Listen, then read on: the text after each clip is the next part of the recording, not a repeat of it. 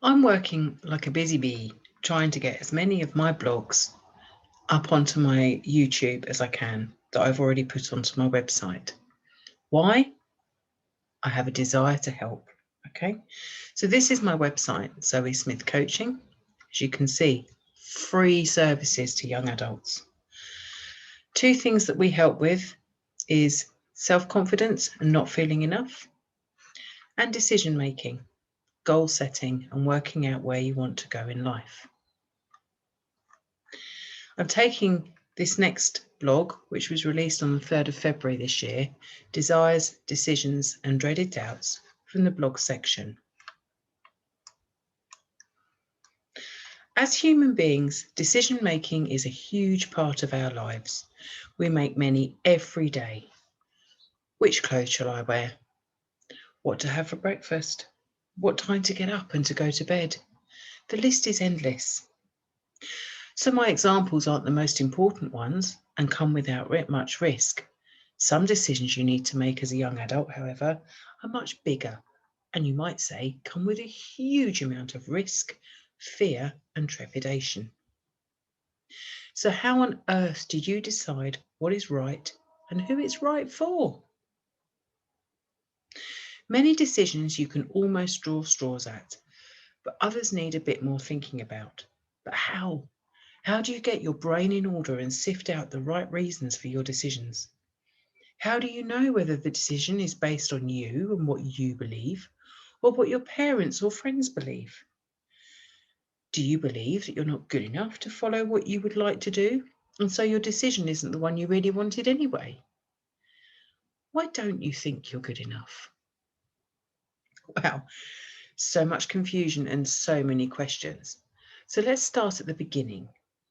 To make a decision, first you need to have a goal.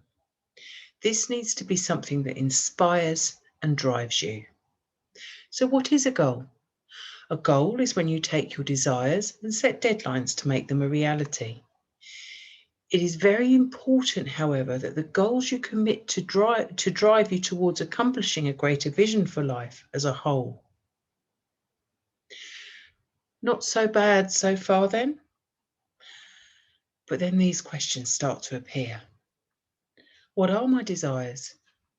What if I'm not good enough to reach that goal? It was a silly idea anyway. I'm thinking too big. Congratulations, you're having the same doubts as most others do when they consider big decisions. After all, you're only human. So what are your desires? To understand your desires, you need to understand your values.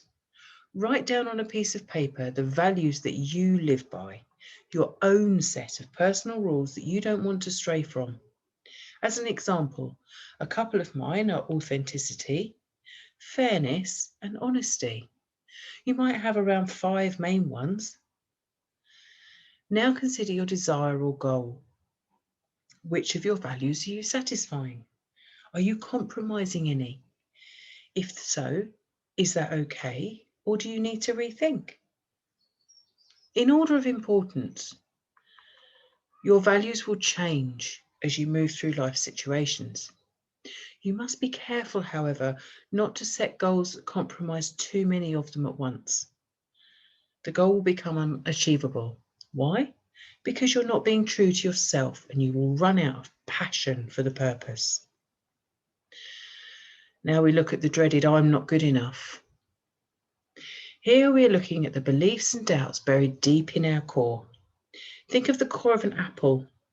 It holds seeds. We will consider them the seeds of doubt. We feed these into our brains unconsciously every day, and those pesky seeds, they hold us back. These doubts are thoughts and assumptions that we hold about ourselves, others, and the world around us. Most of us will at some point have a battle with them. They might threaten to derail our success and happiness. It is perfectly normal. Even the person you look up to the most will have had the fight and will do it again unintentionally. It's very important to remember that we all have a unique set of skills and we should use those to our advantage. Consider You don't need to own a first-class honours degree to be a care worker. You need to have compassion, humility, and patience, not things that come naturally. You don't, however, need those qualities to be a rocket scientist with a first-class honours degree. What I'm saying here is play to your strengths, not into your weaknesses. We all have them, and whatever they are, it doesn't make us better or lesser than others. It was a silly idea anyway, and I'm thinking too big. No idea is too big or too small. If you are driven by passion and your values, you can achieve anything. You need to be flexible. You cannot be afraid of making mistakes. Embrace having to learn new skills. Try thinking of your goal as the flag on top of a mountain or a climbing wall. Compare your journey to reach it to that of a mountain climber.